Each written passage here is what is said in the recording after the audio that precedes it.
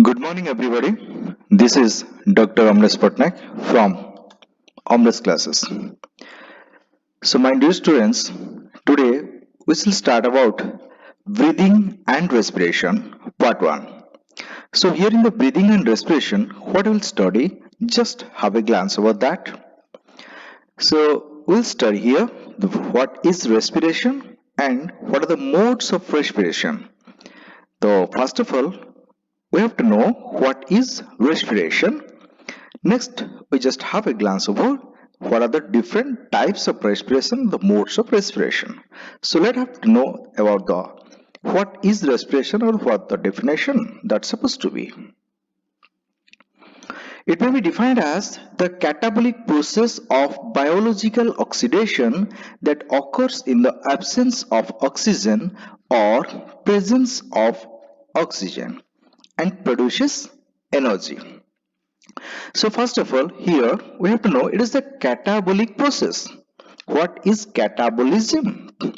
As we know, if it is constructive activities are there, ଗଠନମୂଳକ activity ବା କାର୍ଯ୍ୟକଳାପ ଯେଉଁଠି ଥିବ that we can say anabolism. ଯେଉଁଠି ଆମର କ୍ଷୟ ପୂରଣ ଥିବ, କ୍ଷୟ ଥିବ, ଶରୀର ଅଂଶର କିଛି ଅଂଶ କ୍ଷୟ ହେଉଥିବ, then we can say as catabolism. So here it is known as catabolism because it is a destructive process of biological oxidation. As we know, the metabolism is the combination of anabolism and catabolism. So here biological oxidation occurs and here the catabolic process which is that is respiration. So it may be defined as the catabolic process of biological oxidation that occurs in the absence or presence of oxygen and produce energy. So based on the presence or absence of oxygen, this respiration is two types. One is aerobic respiration and the other is anaerobic respiration. Aerobic respiration, that is in the presence of oxygen. Anaerobic respiration, that is in the absence of oxygen. If oxygen is present, we can say aerobic respiration or Vayu Upajivi Swasana. If oxygen is absent, then we can say anaerobic respiration or Vayu Upajivi Swasana. Let's start with aerobic respiration. It includes external respiration and internal respiration. So let's start external respiration. It refers to the mechanism by oxygen is obtained from the environment in the exchange with carbon dioxide which is expelled from the body. So what happened here? It is the mechanism of intake of oxygen from the environment and output of carbon dioxide from our body to the environment.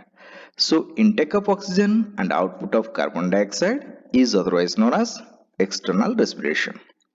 And here it occurs mainly in integuments, gills and trachea. Where it occurs? Integument, gills and trachea. So integument, gill and trachea, the lungs, or here external respiration occurs. Next, what is internal respiration? Now here the respiratory surface is cell or tissue. If it is cell or tissue, then we can so called cellular respiration or tissue respiration. If it is occur in case of cell, it is called cellular respiration. If it is occurred in case of tissues, we can say it is as tissue respiration. So example is cells and tissues. Next is anaerobic respiration. Mostly in the lower organisms it is seen. Anaerobic stands for oxygen is absent here and it occurs in microorganisms. And here mostly what you'll find, now this in microorganisms such as the bacteria, yeast and some animal cells, the tissues like erythrocytes and mostly the muscles in case of mammals. Here we'll find anaerobic respiration where oxygen is absent. If we'll go to the modes of respiration, respiration is of the following types depending on the organs involved in the process. Number 1, it's cutaneous respiration. Number 2, tracheal respiration. Number 3, branchial respiration. Number 4, pulmonary respiration. So, respirations are of 4 different types: cutaneous, tracheal, branchial, and pulmonary respiration. Let's start with cutaneous respiration. So here what will happen, many small organisms, what are they? The small organisms obtain oxygen by the diffusion through their body surfaces, and they do not have the specialized respiratory organ, nor do they have the blood circulation.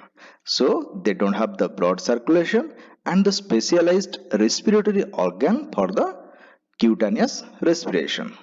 Only through this their general body surfaces they are doing all this respiration.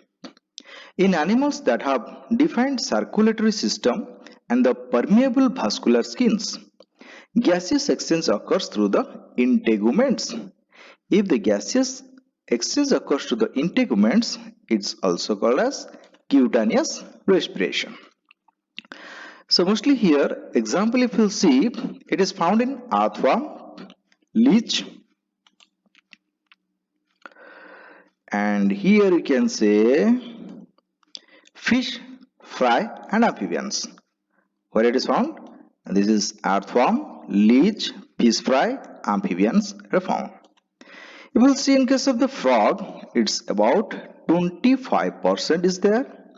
If you will see in case of the urodil, then it's about 76% is there. In case of the dry skin toads, if you will see, it's about 20% of the respiration occurs through cutaneous or integuments, or can say general body surface of the skin. Then tracheal respiration, here the system comprises a large number of chitinous tubes, that's called trachea, or singular it is known as trachea. Okay, so these chitinous tubes, these chitin which are made up, these tubes which are made up of the chitin is known as chitinous tubes, and these tubes are called as trachea, and their branches are called tracheoles. What it is called? It is tracheoles. So these carry atomic air or oxygen to the tissues directly without the need of transportation by the blood. So we can say, so it carry oxygen or air to the tissues directly. The air enters into the system through the several paired opening which is known as stigmata, or you can say it is a spiracles. What it is called? Stigmata or spiracles. And the example is insects. Branchial respiration. Here, respiration by gills is known as branchial respiration. If it is occurred by the gills, it is called branchial. So respiration by gills is known as branchial respiration. Gills are two types, generally external gills, which is found mostly in case of the tadpole and axolotl larvae, and next one is internal gills. Gill surfaces must be large enough to provide adequate exchange of gases, because large surface area must be required by the gills. Internal gills are enclosed in a branchial cavity covered by the operculum. So example, mostly amphibians, and exceptionally you can say that is tadpole larvae of amphibians, and in case of fishes it is seen. Pulmonary respiration, the respiration that takes place through lungs is known as pulmonary respiration. If the respiration occurs through these lungs is called as pulmonary respiration. So lungs are of the two types.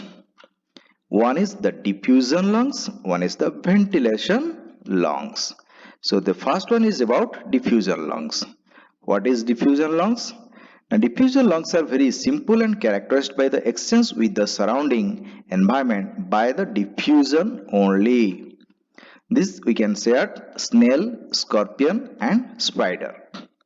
Ventilation lungs, typical of the vertebrates it is seen, mostly the vertebrates that contains ventilation lungs. Air passes through a tube in an elastic lung where gaseous exchange takes place. That is known as ventilation lungs and it is found almost all vertebrates. Okay. Thanks for watching. Thank you.